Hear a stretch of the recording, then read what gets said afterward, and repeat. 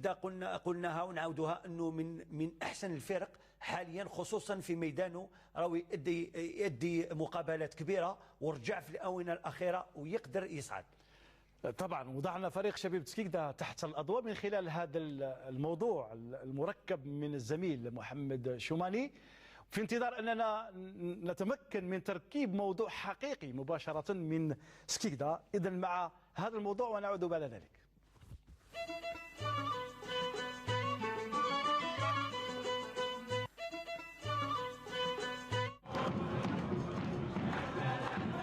خامس الترتيب، فريق صعب ممتنع، ملعبه يعج بالأنصار وشعاره الانتصار حتى في أصعب زمان الجياس ماس.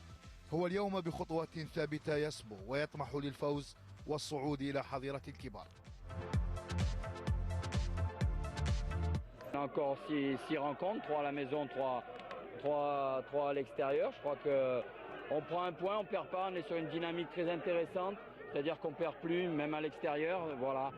Le match le plus important, c'est toujours celui qui va arriver. Donc voilà, le match le plus important, ça sera celui du Cabal. شبيبة سكيكدا هنا وهناك بروسيكادا عادت بالأمس بتعادل طعمه الفوز أمام مشلف، وتطمح اليوم لفوز طعمه المرتبة الثالثة مع انتظار الخصوم. وقبل الجولة أشبال المدرب غوميز حققوا مشوارا مميزا، سيما في مرحلة العودة عندما عادوا في الترتيب وتسلقوا بثبات لينافسوا على البوديوم والصعود لمدينة تتنفس الكرة كما تتنفس البحر والنسيم. بربي ان شاء الله هو الشيء اللي نوعد لي سيبورتر هادو، نوعدهم ان شاء الله بربي ان شاء الله، بربي ان شاء الله الصعود. وشي هو يكونوا يد واحده ويتلاحموا، وحنا لي سيبورتر تاع جي اس ام اس يموتوا على جي اس ام اس.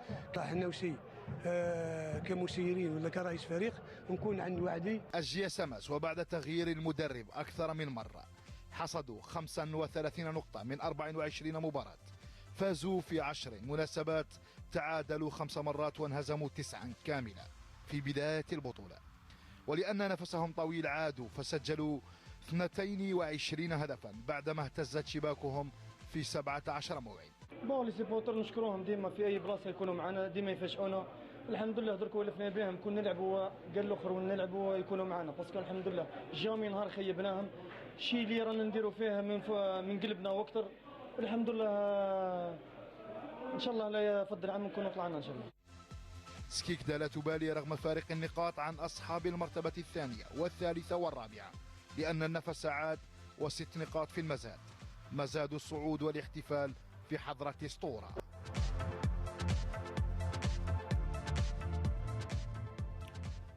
هناك طموح كبير سعيد بالنسبه لشبيبة سكيكدا من خلال هذه الورقة، هذا التقرير وهذه الوضعية، وهي تحت الضوء فعلا فريق شبيبة سكيكدا. جمال، جمهور كبير، ملعب جيد، مدرب عنده إمكانيات، 7 مباريات دون خسارة، ولاعبين تحذوهم عندهم الإمكانية، لاعبين سو لو بلان تكنيك يعرفوا يلعبوا كرة قدم، وتحذوهم إرادة كبيرة، خصوصا أنهم راهم يشوفوا لو بو دو تونيل كما يقولوا، راهم يشوفوا باللي يقدروا يصعدوا. لما لا؟ نظن جي اس ام اس عندها فرصه كبيره باش تصعد هذا العام ان شاء الله، خاصه السي جمال الدين وانه ثاني افضل فريق على ارضه. وي بطبيعه الحال زياده على الكلام تاع الاخ، تشكيله بشريه لا باس بها، لاعبين ممتازين يدعموهم بعض اللاعبين اللي عندهم تجربه تمثال بالرمله الى اخره. وما نقولش الجمهور هو السبب الوحيد، ولكن لما تلعب، انا كان لي الفرصه لعبت تما في هذاك الميدان. كل مدرب وكل مسؤولين يتمناو يكون عندهم جمهور كما جمهور تاع سكيكدا، عنده دور كبير في تحفيز اللاعبين وفي دفع اللاعبين الى الامام، وهذا نظن من العوامل الهامه في تكوين فريق كبير. ونتمنى لهم ان شاء الله الخير، نتمنى لهم ان شاء الله الصعود ويعني يحققوا الهدف تاعهم، لان نشوف باللي في العوده قاموا بمشوار جيد. وهذا النتيجه تاعها تكون الى الصعود ان شاء الله. اليوم فاز ايضا شبيبة سكيكدا على ضيفه اهل البرج بثلاثيه مقابل 1. جمهور قياسي كالعاده بملعب 20 أوت صنع لوحات جميله جدا وحلم الصعود الى الرابطه الاولى كبر لدى الانصار، خاصة بعد الفوز العريض الذي حققه الفريق على حساب الضيف أهلي برج بوعريريج. هذا الأخير كان السباق للتهديف بعد هذا الهجوم المعاكس. كرة من دوادي وبن عاشور في المكان المناسب يفتح مجال التهديف، وكان ذلك في الدقيقة 30 من زمن الشوط الأول.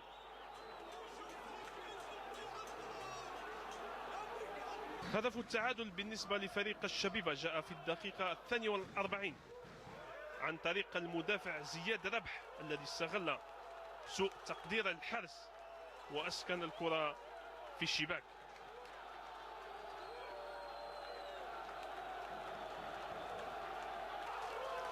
شوط أول انتهى على نتيجة التعادل، هدف في كل شبكة. المرحلة الثانية عمل فردي رائع من اللاعب معنصر، يقدم كرة على طبق للاعب خزري الذي يتمكن بعد أخذ ورد من إضافة الهدف الثاني للشبيبة. هذا الهدف فتح شهية المحليين. معنصر أحسن عنصر فوق الميدان يتمكن من إضافة الهدف الثالث بعد عمل فردي رائع. الهدف سجل في الدقيقة 78 لينتهي اللقاء بتفوق الشبيبة التي تسير بخطى ثابتة نحو مقدمة الترتيب.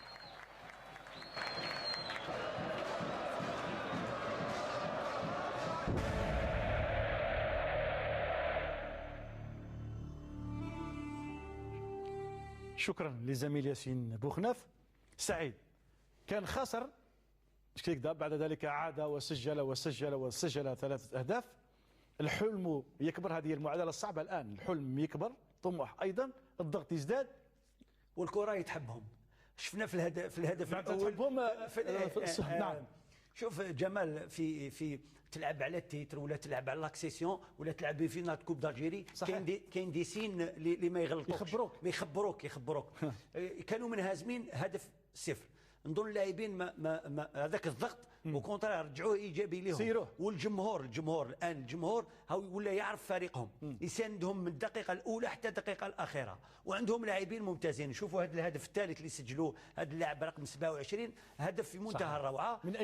من اين جاء؟ مام كي خرج هو والجارديان دو بيت، نظن كانت عنده لا لوسيديتي والانتيليجونس بو دو بيي بلا بوينت كما يقولوا، بلاصاها ما ضربهاش في المرمى، براسها. نظن عندهم لاعبين اللي يقدروا يلعبوا الصعود. تمام. السيد جمال الدين، بالنسبه للمعادله اللي تكلمت عليها حقيقه، نعم. وتبقى دائما جانب نفسي اكثر منه تقني او في تكتيكي. هو في الحقيقه كاين حاجه لازمنا نعرفها، وهي ان هناك ما يسمى بديناميكات الفوز. اللاعبين لما يحققوا سلسله من النتائج الايجابيه تكبر لديهم هذيك العزيمه والروح، وتكبر لهم الاراده من جهه واحده، ومن جهه اخرى تزيد تكبر المسؤوليه. لما تلعب امام جمهور كما هذا، انا نظن اللاعبين يولوا ماشي متخوفين، ولكن تكون عندهم حافز اضافي. يقول لو كان ندير ان فوبا، لو كان نخسر، لو كان ممكن جدا يكون فيه موفيز رياكسيون تاع البيبليك. اللاعبين هنا تزيد ترفع لهم المسؤوليه تاعهم تكبر. وانا نظن هنا عمل كبير ينتظر بالخصوص الطاقم الفني وكذلك الطاقم الاداري والطبي الى اخره. العمل في اي مجال، في الحاله النفسيه لازم يخلوا اللاعبين دائما كما يقولوا يخلوا الارجل في الارض، لان ما هيش حاجه سهله.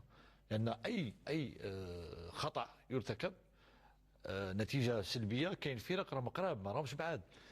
لازم يحافظوا على اتحاد البوليدات، اتحاد بسكرة، شبيبة بجايه. ما كانش هناك فارق كبير تاع النقاط، لهذا لازم يحافظوا. وهنا تكون عمل كما قلت تاع كل الطواقم الفنيه وكذلك الاداريه، باش يخلوا اللاعبين في وضعيه نفسيه اللي تخليهم يباشروا كل مقابله في معنويات مرتفعه، في تحفيز مرتفع الى اخره. هذا عن شبيبة سكيكدا واللي وصل الى المركز الثاني سعيد ب 38 نقطه. الفريق الآخر الذي هو أيضا يلعب من أجل الصعود شبيبة بجاية، ولكن اليوم أمام ولودية سعيدة سقط بثلاثية